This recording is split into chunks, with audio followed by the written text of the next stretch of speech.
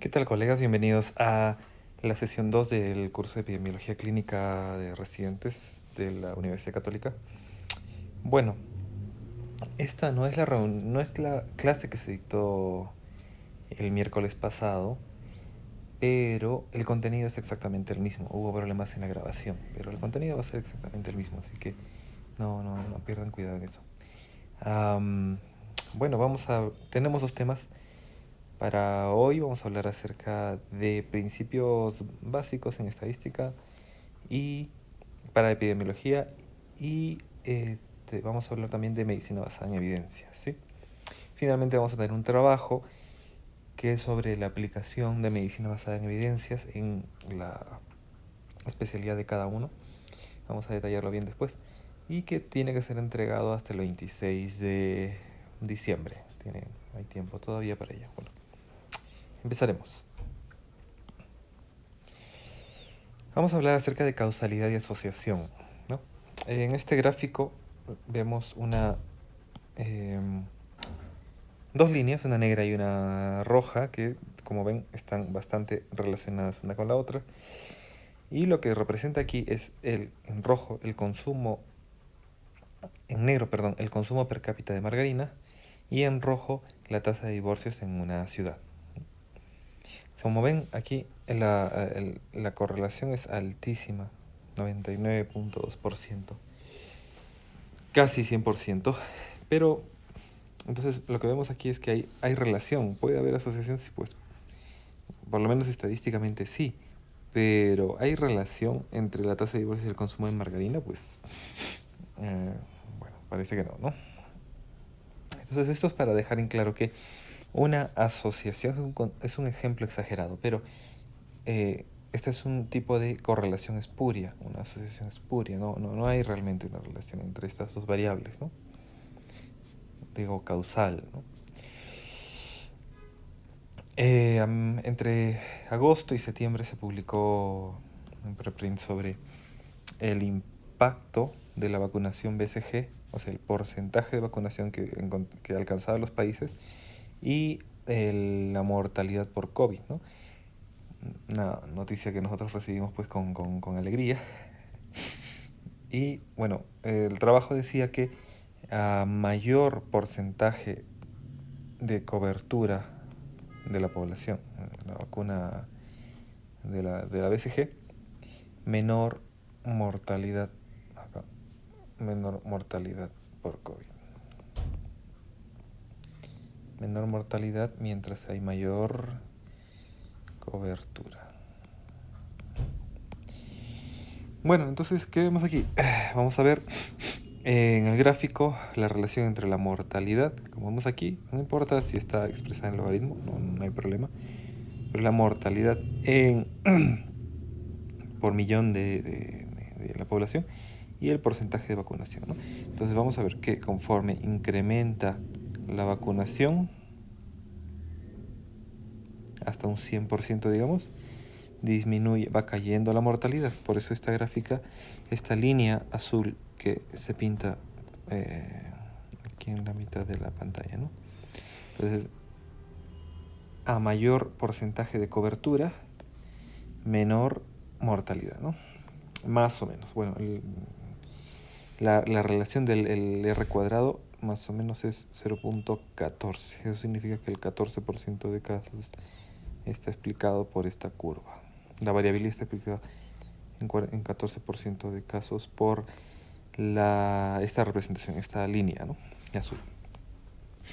Entonces, lo que nos preguntamos aquí, ¿es realmente se puede hablar de una asociación causal? Es decir, la vacunación BCG está protegiendo contra el COVID. Puede haber teorías de que la BCG puede estimular la respuesta inmunitaria en general, ¿no? Pero bueno, entonces eso todavía no está claro. No se sabe si es que realmente hay un efecto, pero no podemos tomar medidas de protección con estos estudios, digamos, a nivel ecológico. O sea, ecológico me refiero a que acá la unidad de estudio no es la persona, sino es cada país. cada país. Por ejemplo, acá está el Brasil, el Perú, el Brasil, ¿no? Entonces, además que estos fueron datos pues preliminares, me refiero a que esto era durante el desarrollo de la pandemia, etc. Bueno, entonces realmente hay una asociación de causal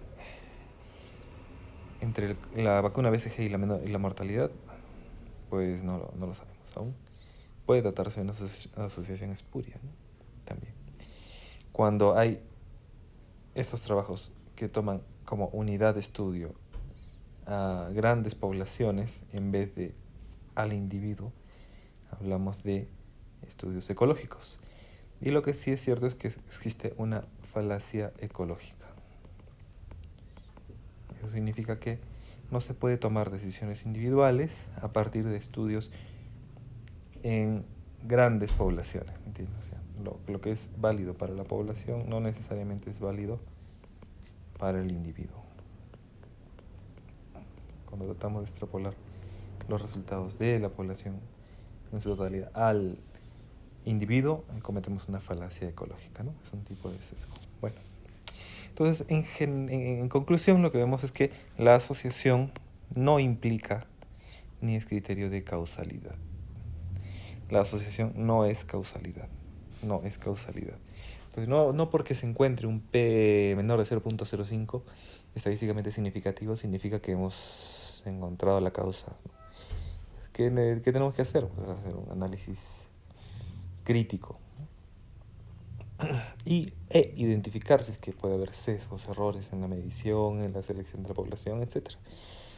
Bueno, para demostrar causalidad, entonces nos valemos de criterios que ya habíamos revisado en la clase pasada. Bueno, vamos a recordarlos aquí. Los criterios de causalidad de Bradford Hill. El primero es la fuerza de asociación. Y en realidad es la fuerza de asociación, no solo asociación, sino la fuerza de asociación. A mayor intensidad de asociación, mayor probabilidad causal. Eso significa que si el OR, odds ratio, o el riesgo relativo es alto, es más probable que haya una causa, ¿no? Por ejemplo, el riesgo relativo de fumar y el cáncer de pulmón es más o menos en 15. Siendo mayor de 1, cuando es factor de riesgo, fumar está por el 15 más o menos. Bueno, la secuencia temporal. La causa debe preceder al efecto. Ese es el segundo criterio.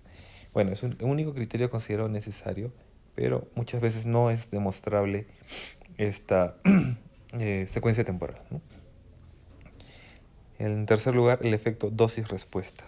Cuanto mayor es el tiempo de exposición, mayor es el riesgo de enfermedad. Si yo fumo durante 15 años, mi riesgo es mayor de desarrollar cáncer de pulmón, pues sí. Si yo fumo durante un año, el riesgo es menor, así es. Entonces esto se refiere al efecto dosis-respuesta. Pero esto no se refiere a respuesta al tratamiento, ¿no? La respuesta al tratamiento no es un criterio de causalidad. Esto no es un criterio de causalidad.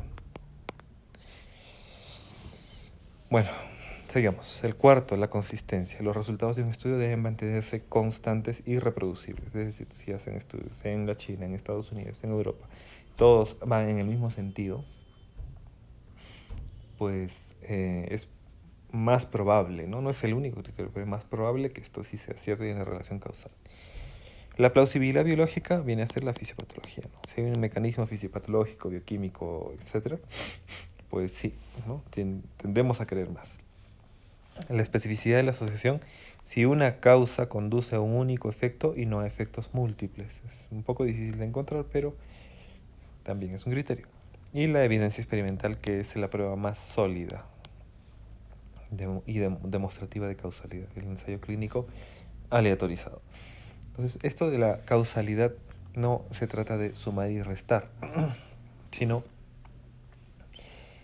no podemos hablar de tres criterios y ya encontramos que podemos decir que algo es la causa de otra cosa. Pues no. Pero son criterios que nos permiten evaluar si hay causalidad, ¿no? Bueno, seguramente esto lo han visto muchísimas veces. Tenemos varios tipos de variables. Estamos repasando un poco de principios básicos de estadística para epidemiología, tenemos variables de dos tipos, cualitativas y las cuantitativas o numéricas, ¿no? Las cualis pueden ser nominales u ordinales. Y la nominal también puede ser dicotómica, ¿no? O también puede ser multicategórica. Bueno. Las variables cuantitativas pueden ser discretas si no hay decimales y continuas si es que entre los dos valores pues sí hay decimales, ¿no? Bueno, sigamos. Otra cosa importante que hay que estudiar es el muestreo. Cuando nosotros hacemos un trabajo de investigación, no podemos hacerlo en toda la población. Por ejemplo, si queremos saber el porcentaje de la población de Arequipa que ha tenido COVID, infección por coronavirus, no podemos hacer el estudio en el 1.300.000 personas aproximadamente que viven en Arequipa, ¿no? En toda la región, sino que tenemos que elegir a un porcentaje de esa población, a una muestra que sea representativa de la población, cuando aproximadamente, depende de lo que queremos saber, ¿no? Pongámosle que vamos a tomar una muestra de unas 5.000 personas, ¿no? Entonces, ¿cómo sabemos que estas 5.000 personas representan al 1.300.000? Bueno, la representatividad, o sea, que esta muestra sea representativa de la población de Arequipa, ¿no? La representatividad depende de dos cosas, principalmente del tamaño y de la técnica del muestreo. El tamaño significa que mientras a mayor tamaño, mejor. Mayor tamaño de la muestra, ¿no? Por ejemplo, si en vez de 1.300.000 ubicamos a 1.000.000, incluimos en el trabajo 1.000.000 de personas, es muy poco probable que estos 300.000 que se nos han quedado afuera pues sean completamente distintos, ¿no? Más o menos serán en promedio dentro del 1.000.000 de personas. Me refiero a características, ¿no? Por ejemplo, la edad, sexo, ocupación, nivel socioeconómico, etcétera. Entonces, mientras el tamaño sea mayor, es mejor. Y la técnica de muestreo también es importante y vamos a hablar ahora aquí del tipo de muestreo. El tipo de muestreo puede ser no probabilístico o puede ser probabilístico, ¿no? En este caso, por ejemplo, si queremos saber el porcentaje de la población de Arequipa que ha tenido contacto con el coronavirus, pues tenemos que hacer un muestreo probabilístico, ¿no? El probabilístico puede ser aleatorio simple, o sea, al 1.300.000 le damos un número a cada uno, ¿no? Y hacemos un sorteo por computadora, por supuesto, y que la computadora nos elija 5.000 personas al azar, ¿no? Sistemático, si es que por ejemplo, se aplica alguna fórmula, ¿no? Vamos a tomar el 1, el 5, el 10, el 15, el 20, así, algo así. Estratificado, si es que hay alguna característica de la población que queremos que se distribuya igualmente, por ejemplo, el sexo, ¿no? Entonces queremos que el de los 5.000 exactamente 2.500 sean varones y 2.500 sean mujeres. Entonces del 1.300.000 personas los dividiré entre hombres y mujeres y voy a hacer un sorteo por cada grupo. Y así tendré 2.500 varones y 2.500 mujeres. Bueno, ese es el estratificado. Y por conglomerados puede ser por alguna característica que los una, ¿no? Por ejemplo, que en este caso me parece el más adecuado, por ejemplo, por conglomerado poblacional, por ejemplo, de lugar, ¿no? En Camaná, en Mollendo, en toda la provincia de Islay, en Carabelí, en Condesuyos, etc. Bueno, y el otro tipo de muestreo no probabilístico es, bueno, no hay ninguna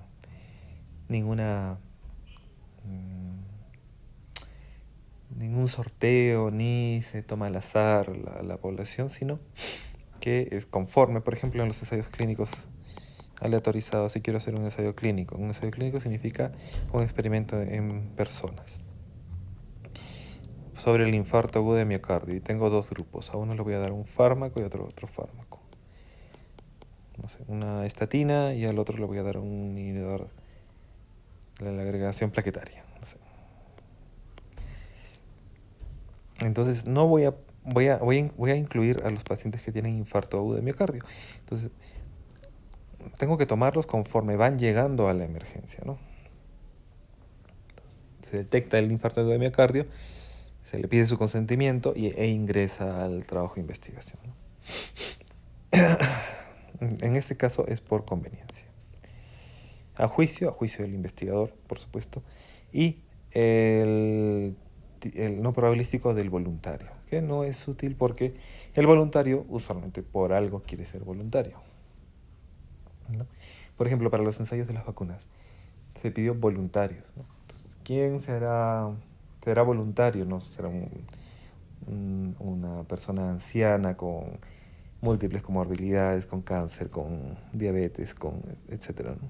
No se va a ofrecer como voluntario, sino usualmente, ¿quiénes son los voluntarios? Los jóvenes que gozan de buena salud, ¿no? Entonces, por eso, en este caso, por ejemplo, no sería adecuado para encontrar el porcentaje de la población que ha tenido contacto con el coronavirus, porque ¿quién quisiera ser voluntario? Sí, serán voluntarios los que han tenido contacto con familiares, ¿no? O los que creen que han tenido la enfermedad, ¿no? Han tenido síntomas. Bueno, entonces, vamos a ver eso más adelante. Eso nos lleva a un tipo de sesgo. Bueno, el tamaño de la muestra podemos estimarlo para dos tipos de trabajos, para estimar parámetros poblacionales y para hacer un contraste de hipótesis. Para el muestreo de los trabajos de investigación, usualmente hacemos contraste de hipótesis, ¿no? Para los estudios comparativos, analíticos, ¿no? Entonces ahí sí tenemos que hablar acerca del alfa y el beta. Bueno, sigamos. Bueno, habíamos hablado de que el hecho de que un voluntario quiera participar en un trabajo de investigación y que yo incluya solamente voluntarios nos pueden llevar al error, porque el voluntario se autoescoge, o sea, por eso es un voluntario, o sea, hay algunas características que lo hacen especial y no lo hacen representativo de la población. Bueno, entonces, eso nos lleva a un error. Y tenemos dos tipos de errores. Tenemos un tipo de error que es el error aleatorio y tenemos un error sistemático. El error sistemático es sesgo. Entonces, el error sistemático o sesgo equivale a decir que es un mal diseño de la investigación. O sea, son errores de diseño o de análisis del trabajo de investigación. En cambio, el error aleatorio se refiere al azar, error al azar, ¿no? Cuando decimos, por ejemplo, que este P es, por ejemplo, decimos que el P nos ha salido a 0.01 y por supuesto usualmente el P es menor de 0.05, no es lo que queremos encontrar. Entonces, ¿qué decimos aquí? Que la probabilidad de que estos resultados se deban al azar es más o menos del 1%. O sea, es bajo, ¿no? Bajísimo. Pero igual puede deberse al azar. Entonces, el error aleatorio no es un error de diseño, es un error involuntario que no se puede corregir y que dependemos del azar, ¿no? Bueno. En cambio, el error sistemático es un error de diseño o de análisis, ¿no? Y hay tipos de errores aquí: selección, clasificación, información, confusión, que vamos a ver después. El error aleatorio puede ser tipo error alfa o error beta. Bueno, veamos aquí. Allá. Y también tenemos, cuando hablamos de error y sesgo, hablamos de validez. Validez interna y validez externa. ¿Qué tipo de error nos afecta la validez? El error sistemático o sesgo. El error sistemático o sesgo es enemigo de la validez. ¿Okay? Entonces, a mayor validez, menor sesgo y viceversa. ¿Ok? Y la validez puede ser interna, que los resultados son válidos para la muestra que hemos estudiado, y la validez externa cuando los resultados son extrapolables a la población. ¿Ok? Solamente de eso se trata. Interna y externa. Ahora vamos a hablar de algunos errores y sesgo. Bueno, tenemos un sesgo de selección. Estamos hablando de error sistemático, no de error aleatorio, ¿ok? Error sistemático o sesgo, ¿ok? Error, por ejemplo, el sesgo de selección. Hay un error en la selección de la muestra y la muestra no representa a la población. Un ejemplo podría ser, a ver, si nosotros queremos saber cuál es el porcentaje de la población que ha tenido COVID,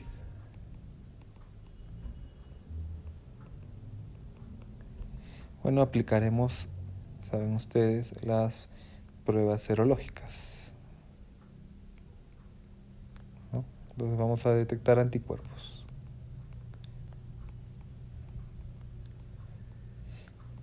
Entonces, lo que vamos a asumir es que las pruebas tienen una altísima sensibilidad, especificidad, y que además, pues, esta inmunidad dura, no sé, 6 o más meses, ¿no? Cuando hacemos un trabajo de investigación, asumimos algunas situaciones.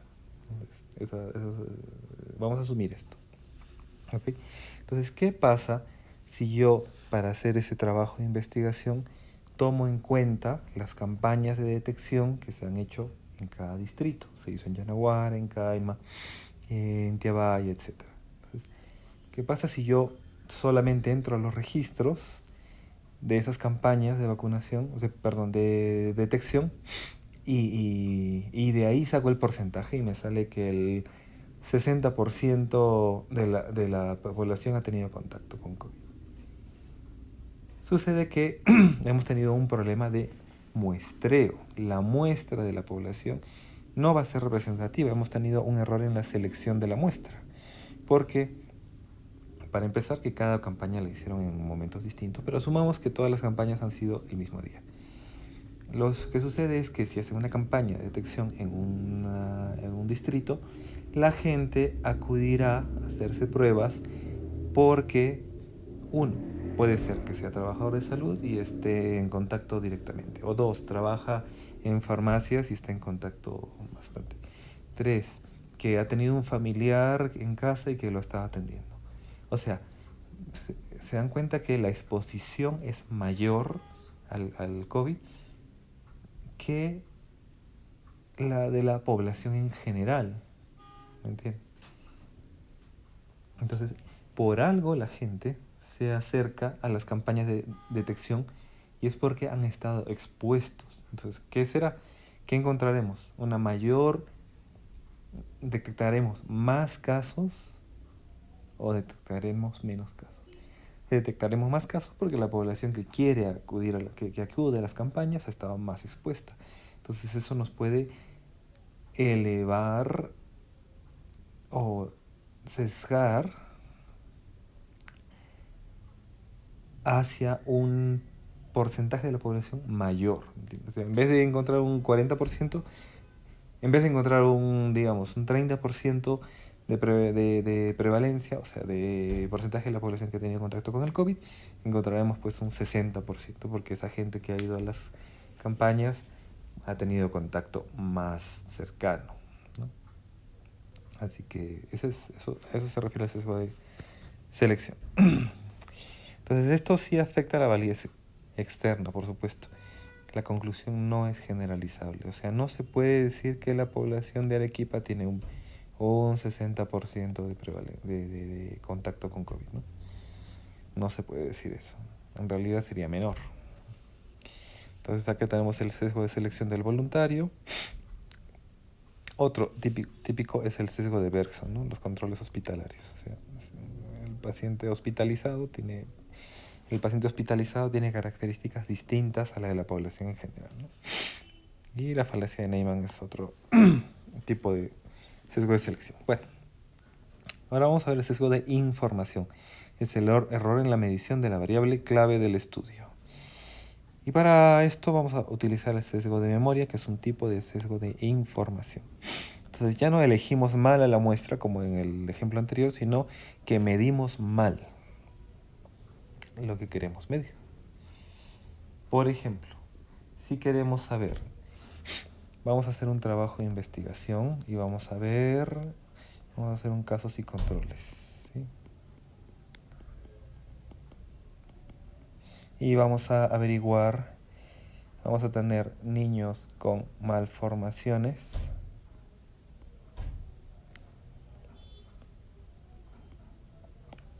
perdón.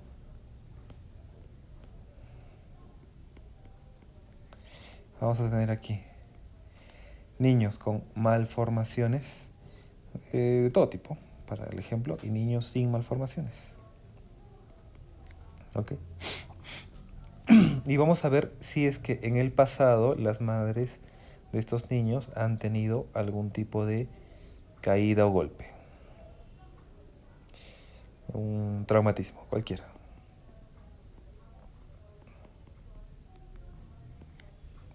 Algún tipo de traumatismo.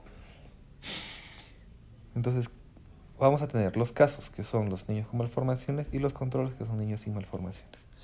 Y vamos a ver si es que han tenido algún golpe o caída las madres durante el embarazo, ¿no? Y vamos a ver si es que el traumatismo durante el embarazo ocasiona las malformaciones. ¿Qué es lo que puede pasar aquí? Lo que puede pasar es que las madres de niños con malformaciones van a recordar, cuando ya tienen a su bebé, van a recordar todos los episodios de golpes, caídas, traumatismos, consumo de café, de alcohol, expuestas a la contaminación, expuestas al tabaco que una persona fumó o que no sabía que estaba embarazada y pues por ahí consumió algunas medicinas para el dolor, etcétera, ¿no? Entonces, las madres que han tenido ya el bebé con malformaciones van a recordar durante todo su embarazo. Van a hacer el esfuerzo de recordar durante todo su embarazo. Mientras que las madres que no tienen de niños que han nacido sanos, sin malformaciones, pues no van a hacer el esfuerzo de recordar porque no tienen por qué hacerlo. O sea, no hay una predisposición, ¿me entienden?, de las madres con malformaciones a recordar mejor todos los eventos traumáticos.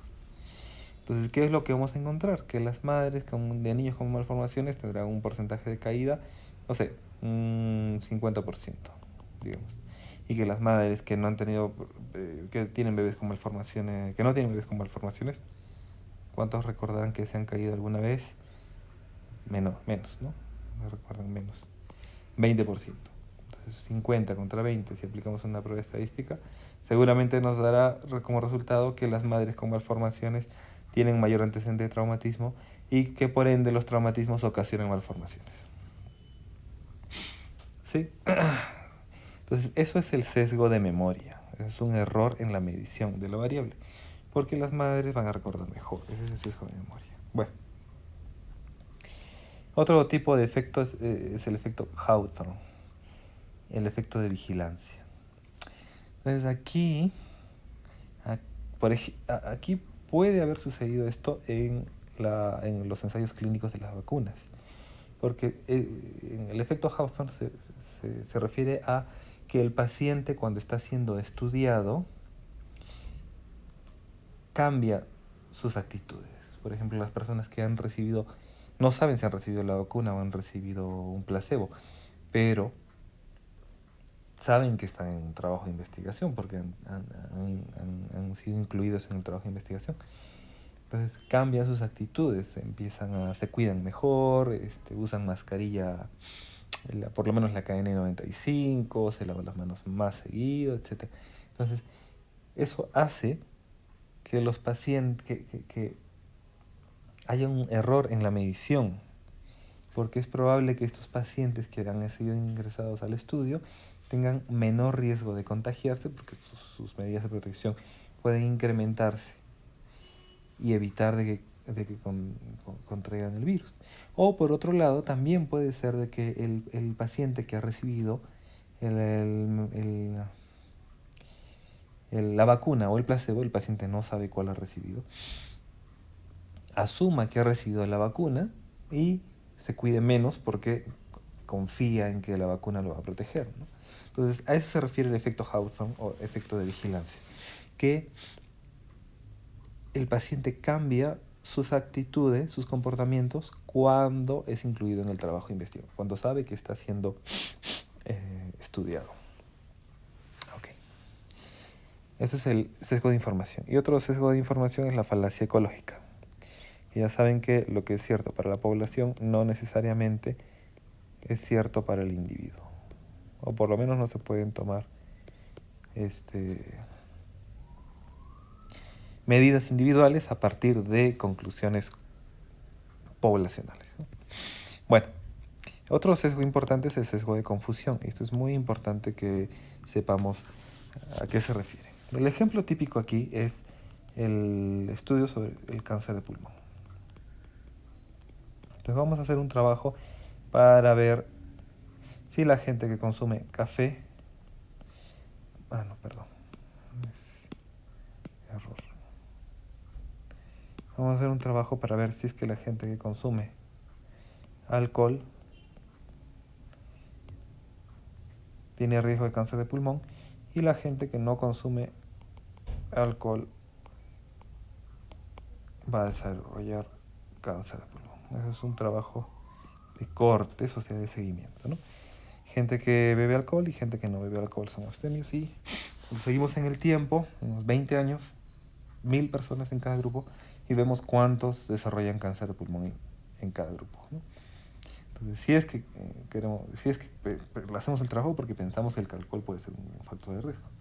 Encontramos un 20% en este caso y acá un 5%, supuestamente, ¿no? Entonces, ¿qué vemos? Que es 4 veces más los casos de cáncer de pulmón en los pacientes que toman alcohol. ¿Qué puede pasar aquí? Puede haber un factor confusor. Y aquí el factor confusor puede ser el fumar. ¿Por qué? Porque la gente que bebe alcohol usualmente, no siempre, pero usualmente fuma. Y el fumar puede estar enmascarando el efecto del alcohol. Puede ser un factor confusor. ¿Me entiendes? Y en realidad es el tabaco lo que ocasiona el cáncer de pulmón, ¿sí? Mientras que la gente que no toma alcohol difícilmente fumará. Entonces, es no fumar. Entonces, ¿qué es el tabaco o fumar? Es una variable confusora, es un confusor, ¿no? Entonces, ¿cuáles son los criterios para que una variable sea confusora? Uno, que esté asociada a la exposición. ¿El alcohol está asociado al fumar? Pues sí. No todas las personas, pero está asociado, sí está asociado. Está asociado a la enfermedad o factor de riesgo. Definitivamente, el fumar está asociado al cáncer de pulmón. Y no es paso intermedio entre la exposición y la enfermedad. Pues no es un paso intermedio, ¿no? En la fisiopatología no tiene que ver. O sea, no es el sentido de la fisiopatología. Alcohol, fumar, cáncer de pulmón. No es un paso intermedio. Entonces, eso es un factor confusor. Y factores confusores hay muchísimos en las investigaciones. Y hay que saber detectarlos para saber si creemos solo a la investigación o cuánto le creemos, ¿no? Que, dicho sea de paso, estos sesgos, estos tipos de errores en investigación no tienen el objetivo, pues, de destruir las investigaciones, sobre todo en los trabajos retrospectivos, ¿no? Que usualmente son los más vapuleados porque tienden a tener más errores, pero el hecho de conocer estos errores es para detectar qué es lo sustancioso de la investigación, o sea, qué sí le podemos creer a la investigación y qué no, o tener cuidado cuando para tomar en cuenta o no la investigación, ¿me entiendes? Uno de los resultados o varios resultados. Bueno, entonces esto ya en resumen, estos son los tipos de errores: error aleatorio y error sistemático, ¿no? El error aleatorio es simétrico porque es aleatorio, es incorregible, no se puede corregir. ¿Y cómo podríamos corregirlo? Aumentando el tamaño muestral, es decir, haciendo la investigación de nuevo, ¿no? Es impredecible, Así es, y es estimable por estadística. Sí, ahí está el P, que nos salió 0.01, sí, es estimable. ¿Qué porcentaje de esto se puede ver al azar? Un 1%, ¿no? Mientras que el error sistemático o sesgo es asimétrico usualmente, ¿no? Es decir, que favorece a un grupo o favorece al otro grupo, ¿no? Que es corregible sí, con estas técnicas que vemos aquí: aleatorización, enmascaramiento y análisis estratificado y análisis multivariante, análisis estadístico.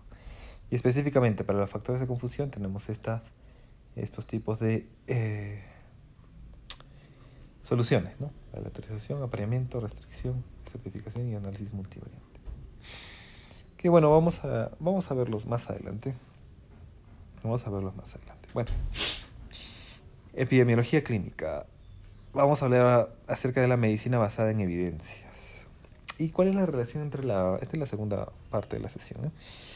¿Y cuál es la relación entre la medicina basada en evidencias y la epidemiología clínica? Bueno, la epidemiología estudia la distribución general de los eventos relacionados con la salud, ¿no? De las enfermedades y los factores que las causan, ¿no? Entonces, la medicina basada en evidencias ha sido un cambio en el paradigma. Aquí vemos cómo un consejo bien intencionado y de sentido común puede llevar a miles de muertes infantiles. Ustedes recuerdan el síndrome de la muerte súbita del lactante, ¿no? Muerte súbita del lactante. Bueno, resulta que en 1956 el doctor Spock, que era un pediatra muy reconocido en esa época en Estados Unidos, escribió un libro sobre el cuidado del niño y él recomendó que los niños durmieran en prono, ya sea boca abajo. ¿Por qué? Porque los niños tenían reflujo gastroesofágico y que con eso se evitaba la aspiración, ¿no? Entonces ese era un razonamiento, digamos, lógico, deductivo y de sentido común, ¿no? Bueno, y posteriormente salieron publicados estudios que sugerían riesgo, otro estudio que sugería riesgo de muerte súbita del lactante. Y ya para 1985, 86, pues ya habían 3 estudios que sugerían riesgo. Tanto que en Estados Unidos y en el Reino Unido se hicieron campañas para que los niños vuelvan a dormir en supino, en boca arriba. Luego, en la década del 2000, se publicó una revisión sistemática que efectivamente nos decía que el dormir en prono es un factor de riesgo para la muerte súbita del lactante. Y aquí vemos la tasa de casos de muerte súbita, cómo va disminuyendo conforme va incrementando el porcentaje de niños que duermen boca arriba. Bueno, así que, como vemos aquí, el sentido común y la lógica no son suficientes para tomar decisiones sobre la vida del paciente, ¿no? Sobre su salud. Entonces, ¿cómo surge la medicina basada en evidencias? Que es un cambio en el paradigma. Entonces, hemos pasado de preguntarnos qué es lo que se supone que debe funcionar a qué es lo que se ha probado que funciona, ¿no? Entonces, la pregunta básica es qué funciona y qué no funciona en medicina. No lo que se supone, sino lo que se ha probado que funciona, ¿no? Y surge también a través del pensamiento crítico, ¿no? El pensamiento crítico, para pensar críticamente tenemos que quebrar conceptos generales y predeterminados, ideas preconcebidas, investigar y confirmar lo obvio y lo lógico también debe ser investigado y confirmado, y conocer la calidad de la información en medicina. Esos tres ideas, ¿no? Entonces, ¿qué tenemos que quebrar? Conceptos predeterminados, ¿no? Por ejemplo, que el especialista siempre está en lo correcto. Pues no, será la evidencia la que está en lo correcto en cierta medida, ¿no? La experiencia es suficiente para tomar decisiones. Esto hemos visto que no es cierto. La experiencia es necesaria, sí. Es útil, por supuesto. Es deseable, por supuesto. Pero no es suficiente. No es suficiente para tomar decisiones en el paciente. Porque nuestra memoria pues, puede ser alterada, como ya hemos visto en los tipos de sesgo, ¿no?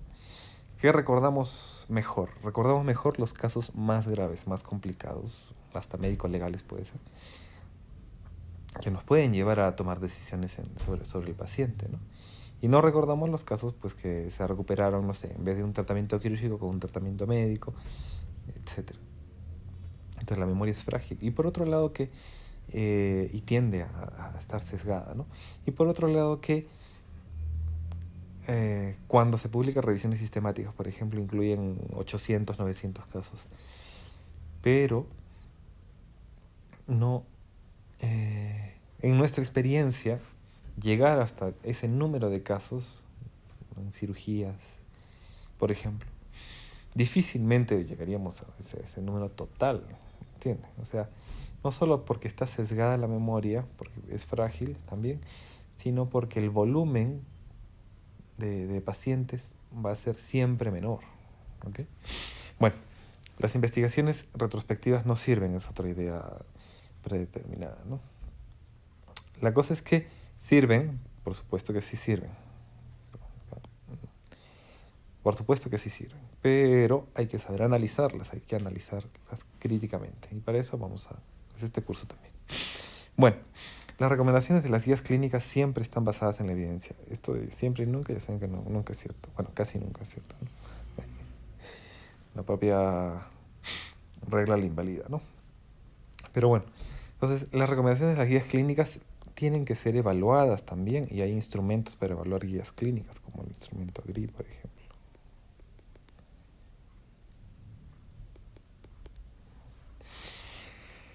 Y otra es los trabajos publicados en revistas de alto impacto siempre son confiables. Pues no, no siempre son confiables. Hay que leerlos, hay ejemplos en las revistas de Nature.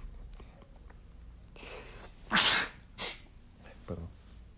En Nature o en Cell, por ejemplo, que son revistas de un altísimo impacto, pero que han tenido problemas de autoría, incluso de investigaciones completamente inventadas y que pasaron el filtro del editor, el filtro de la revisión por pares, etc. Y fueron publicadas y tuvieron que desdecirse. Bueno, la cosa es que también es otra idea que hay que desterrar. Bueno, también hay que investigar y confirmar lo obvio, lo lógico. Por ejemplo, ¿qué pensaríamos de administrar oxígeno en el infarto de miocardio? ¿Que reduce la mortalidad? ¿Que aumenta la mortalidad o que no altera la mortalidad? Pues todos pensaríamos que reduce la mortalidad, ¿no? Una de las primeras medidas. Pero luego sale un metaanálisis en el Coronary Artery Disease en 2018 y que evalúa la terapia de oxígeno en pacientes con infarto de miocardio y encuentra que no reduce la mortalidad. Si es que el paciente no presenta hipoxemia al ingreso. O sea, si es que está saturando bien, bueno, pues no es útil el oxígeno. Entonces, bueno, hay que investigar y confirmar lo obvio y también lo lógico, ¿no? Como ven. En adultos con neumonía adquirida en la comunidad, administrar corticoide. ¿Qué podríamos pensar del corticoide en neumonía grave, por ejemplo, en un paciente grave? Podemos pensar que el corticoide puede disminuir la inmunidad, ¿no? Y que por ende puede aumentar la mortalidad, ¿no? Bueno, hay una revisión Cochrane sobre el tema de 2017 que ve que reduce la mortalidad. El corticoide reduce la mortalidad en neumonía adquirida en la comunidad, sobre todo si es grave. Entonces acá lo correcto es que disminuye la mortalidad. Acá no, y acá no altera la mortalidad. Bueno, otra idea lógica, ¿no? En peritonitis por apendicitis, dejar un dren. Si dejamos un dren, lo que hacemos es que este líquido que se vuelve a formar, esta pus, pues tiene una vía de salida y ya no se colecciona en el abdomen, ¿no? Entonces, ¿qué hacemos? Evita la formación de un absceso residual. Bueno, es la idea, ¿no? Y hay una revisión Cochrane al respecto, esto me parece que es desde el 2015, que identifica que no reduce el absceso residual. O sea, no evita el absceso. Tanto si colocamos un DREN o como que no colocamos un DREN, el porcentaje de formación de absceso será el mismo. Es lo que dice la revisión Cochrane. Bueno, pero lo que sí entonces es que aumenta la estancia hospitalaria y los costos, porque el paciente con DREN se queda más tiempo porque tienes que movilizar el DREN durante unos 4 o 5 días. Uno deja un DREN por lo menos unos 5 días, ¿no? Entonces, tampoco funciona la lógica, ¿me entiendes? Entonces, otra. En amenaza de parto pretérmino, la administración de corticoide. Esta es una idea antigua, ¿no? Entonces ya sabemos todos que en parto pretérmino, madurar el pulmón con corticoide reduce la mortalidad neonatal. Disminuye la mortalidad neonatal. Y esto está aprobado en múltiples revisiones sistemáticas y bueno, hay una actualización del 2017. Y esto es importante porque esta revisión sistemática, la primera del 1992 me parece, dio origen al símbolo de la organización Cochrane. Cochrane es una organización sin fines de lucro, con presencia a nivel mundial. En el Perú tiene presencia en Lima, en el Instituto Nacional de Salud, pero la unidad más activa es la unidad de Cayetano Heredia. En Chile, por ejemplo, son 5 unidades en todo el país. En el Perú tenemos 2. Bueno, la cosa es que hacen revisiones sistemáticas y el logo de Cochrane es una de las primeras revisiones sistemáticas con impacto a nivel mundial, que fue sobre la utilización de corticoides en la etapa antes del parto para la maduración pulmonar. Entonces, ¿qué es lo que vemos aquí? Una línea media que divide dos cosas. Uno, no es útil el corticoide para la de derecha, no es útil, y acá sí es útil el corticoide, ¿no? En términos de que reducir mortalidad, hemorragia intraventricular, etc. Dificultad respiratoria al nacer, etc. Bueno, entonces, ¿qué es lo que vemos aquí? Que hay diferentes estudios, cada una de estas barras horizontales representa un trabajo de investigación, ¿no? Algunos, como ven, están completamente para un lado, para el lado de que sí es útil el corticoide, y algunos están,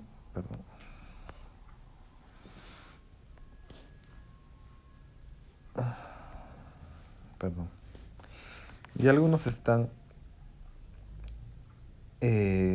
atravesando la línea media, o sea, a veces sí es útil y a veces no, por ejemplo este. Y al final lo que vemos es un rombo, y este rombo es el resultado global. Y el resultado global de esta revisión sistemática es de que sí es útil el corticoide. Y de esta manera se ha probado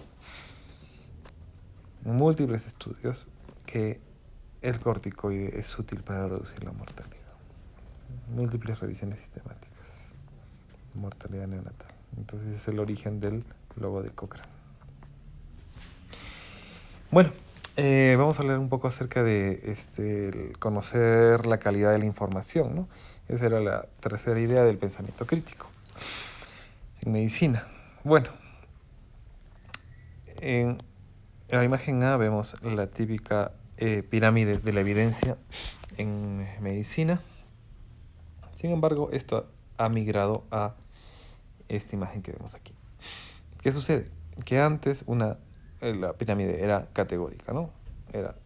Las revisiones de series de casos y reportes de casos estaban en el escalón más bajo, luego los estudios de casos y control, luego los cortes, luego ensayos clínicos aleatorizados. Entonces, en las revisiones sistemáticas de casos de ensayos aleatorizados. Es superior, esto es superior a esto y esto es superior a esto. Pero actualmente ya no se considera así, sino se considera que ya la división no es tan categórica, ¿entienden? por ejemplo, aquí, estas ondulaciones significa que las series de casos y los reportes de casos pueden ser a veces, si es un número grande de casos, superior a un caso y control que está mal diseñado. El caso y control puede ser superior a un estudio de cortes que esté mal diseñado, si es que el caso y control está bien diseñado. Y el corte puede ser superior a un ensayo clínico mal diseñado. ¿Me entienden? Y esta pirámide, la punta de la pirámide, ahora es un mango de una lupa que nos permite hacer una evaluación de estos estudios primarios. Entonces han quedado aquí los estudios primarios. Primero significa que son investigaciones sobre pacientes. En cambio, en una revisión sistemática, la unidad de estudio es otras investigaciones. ¿Entiendes? O sea, por ejemplo, en la revisión sistemática de ensayos clínicos, la unidad de estudio es el ensayo clínico. Bueno, entonces nuestra pirámide de la evidencia queda ahora con esta forma. Bueno, entonces como vemos ha habido un cambio en el paradigma, ¿no? Antiguamente nos basábamos únicamente en la experiencia, lo que he visto que funciona, la fisiopatología posteriormente, lo que se supone que debe funcionar, pero actualmente vivimos en la época de la medicina basada en la evidencia, lo que se ha probado que funciona. Bueno, y estos cambios en los paradigmas pues no suceden solamente en la medicina, suceden en toda la ciencia, en la física, en las leyes de Newton que fueron reemplazadas por las teorías de Albert Einstein, etc. Entonces, bueno, un libro de una lectura un poco pesada, pero interesante es este libro de aquí que habla sobre cómo la ciencia va cambiando y cómo se va rompiendo paradigmas. Bueno, ahora, ¿cuáles son los principios para aplicar la medicina basada en evidencias? Tenemos tres principios básicamente: la información evaluada críticamente, el contexto clínico y los valores y preferencias del paciente. ¿Ya? Entonces esos son los tres principios. La información evaluada críticamente es la mejor evidencia disponible. Por ejemplo, si tenemos una serie de casos, de 20 casos, o tenemos un ensayo clínico aleatorizado de 300 pacientes, para responder la misma pregunta, por ejemplo, ¿qué tratamiento antibiótico vamos a utilizar en una neumonía? ¿Utilizaremos la serie de casos o utilizaremos el ensayo clínico aleatorizado? Utilizaremos el ensayo clínico aleatorizado.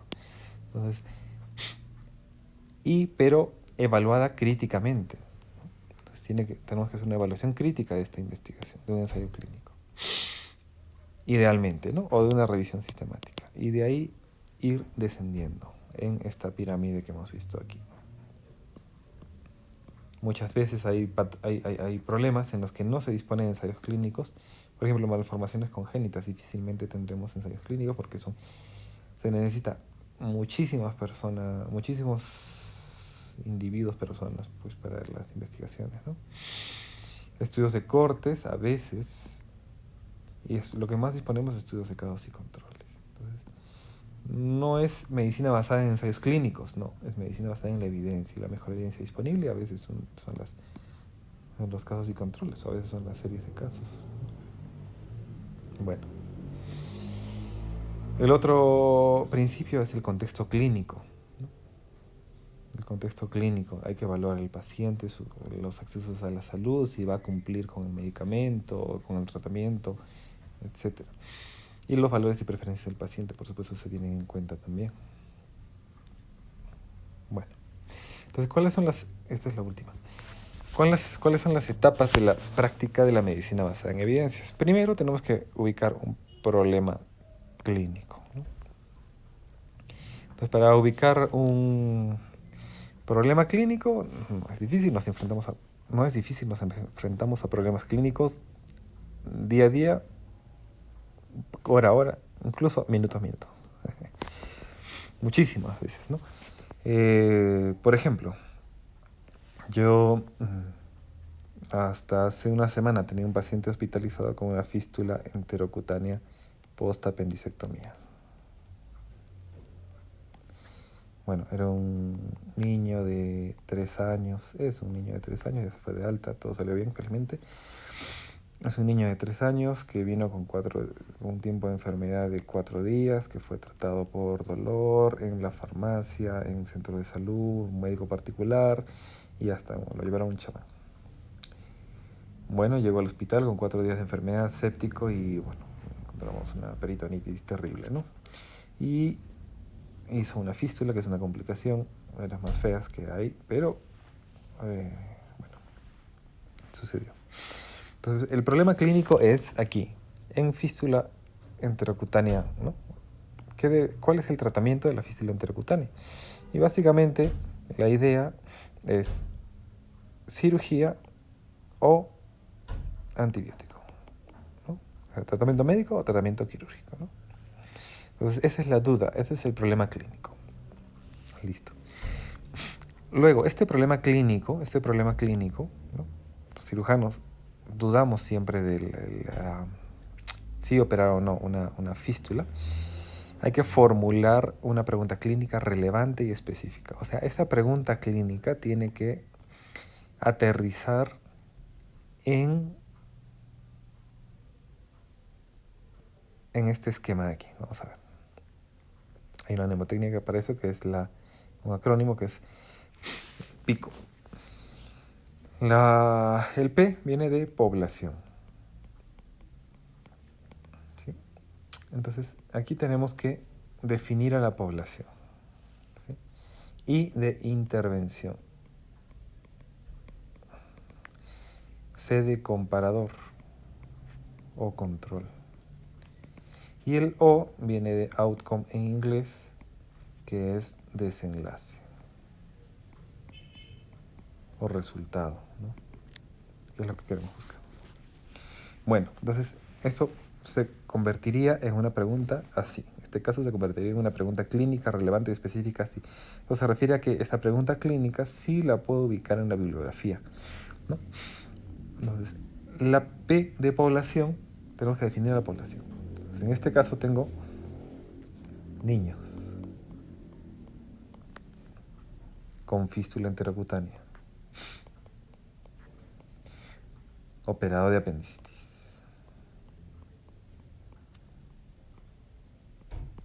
¿Sí? Muchas veces no voy a encontrar específicamente en niños de tal edad con fístula enterocutánea operados por apendicitis, ¿no? Entonces no puedo ser tan específico. Muchas veces tengo que definir el problema simplemente como niño operado o niño con una fístula enterocutánea.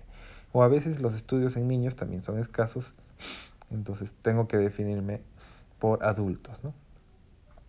Entonces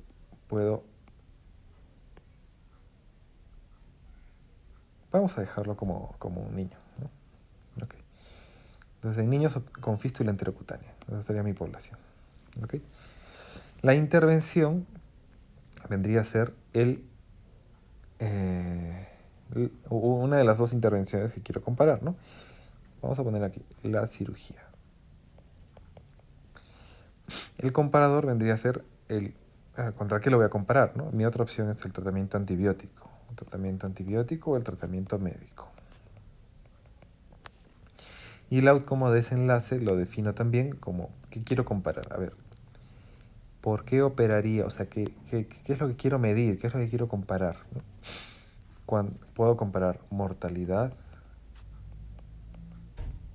puedo comparar estancia hospitalaria, ¿no? Quiero saber cuántos pacientes tienen más mortalidad si es que se operan o si es que reciben antibiótico.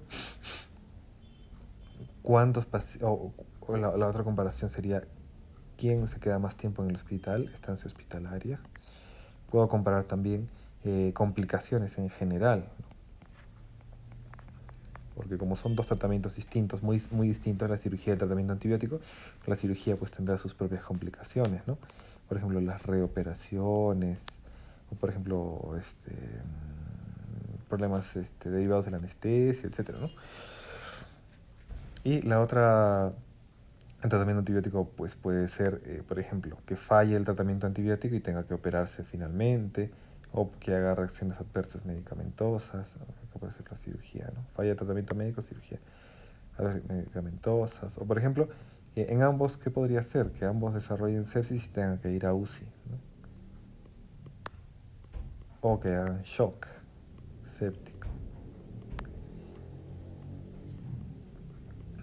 Entonces hay múltiples complicaciones en ambos grupos. Entonces puedo medir en general complicaciones en un grupo versus en complicaciones en el otro grupo, ¿sí? Bueno, entonces de esta manera queda nuestra pregunta, ¿no? Ahora vamos a redactarla. Entonces la pregunta sería así. En niños con fístula enterocutánea,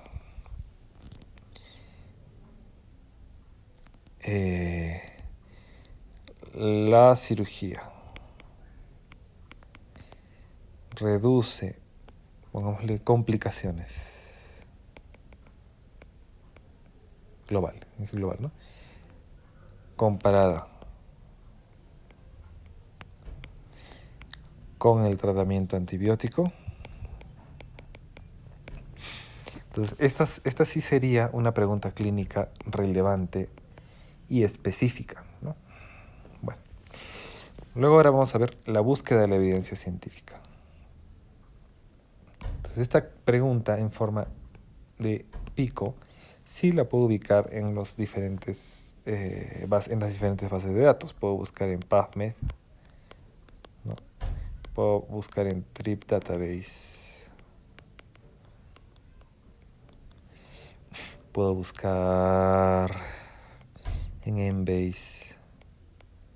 Puedo buscar en Scopus, que también tiene muchas revistas médicas. Si te puedes buscar en Science Direct.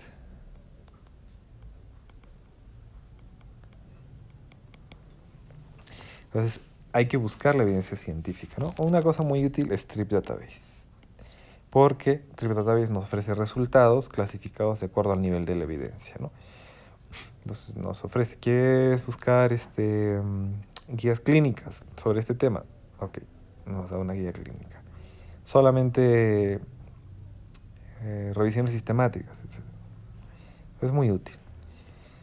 Me parece que vamos a tener que hacer un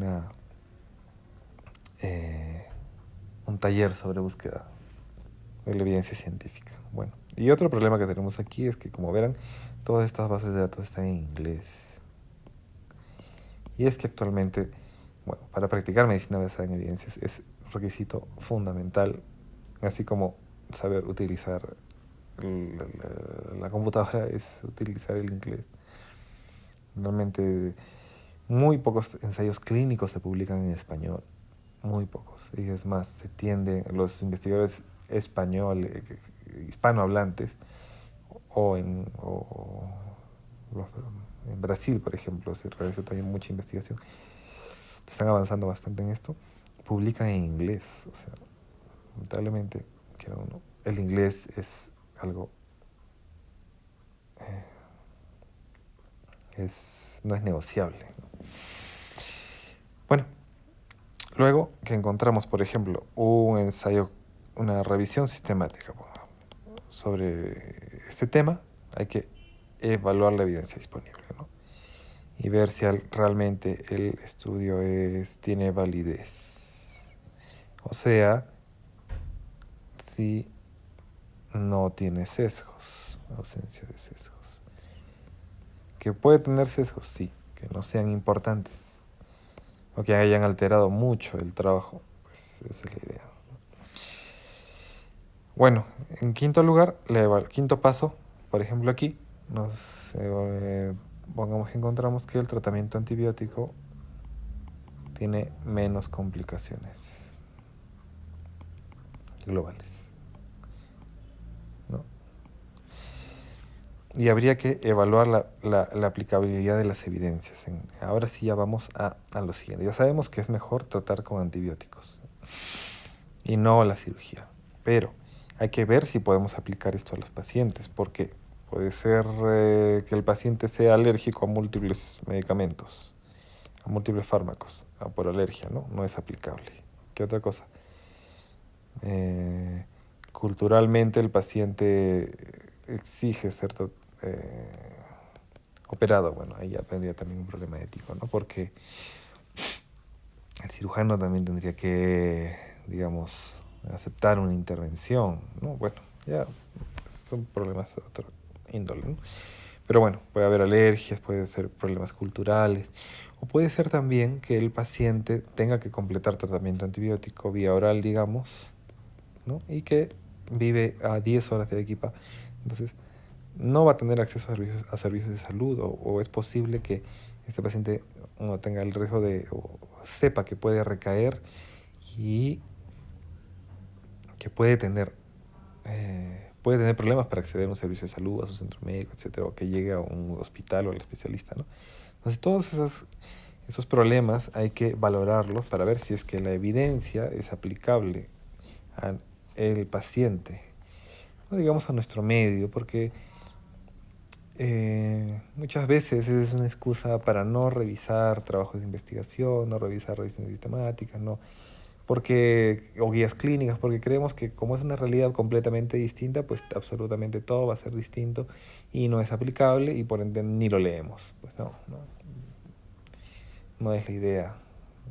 Es cierto que muchas cosas no son aplicables, pero en realidad la mayor parte, cuando yo he tratado de buscar información, la mayor parte de las recomendaciones sí son aplicables, ¿no? Y por lo menos uno tiene la obligación de saberlas, ¿no? Y más en la residencia, que uno tiene que estar actualizado, ¿no? En los congresos no se habla mucho de la experiencia, pero sobre revisiones sistemáticas, sobre medicina basada en evidencia, etcétera, está en boga. Así que hay que saberlo también. Bueno, el sexto paso sería la implementación de la evidencia en el cuidado del paciente, y el séptimo, la evaluación de los resultados y los cambios, ¿no? Entonces, esas son los 7 pasos o las etapas de la práctica de la medicina basada en evidencias. Uh-huh. Como le decían a este paciente, hicimos un tratamiento antibiótico solamente, y no tuvo la necesidad de cirugía. Claro, la estancia fue un poquito prolongada, 12 días después del diagnóstico de la fístula.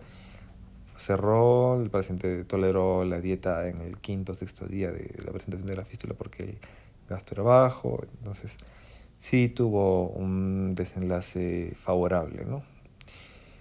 Entonces, bueno, en este caso específico fue aplicable y el paciente se recuperó. Bueno,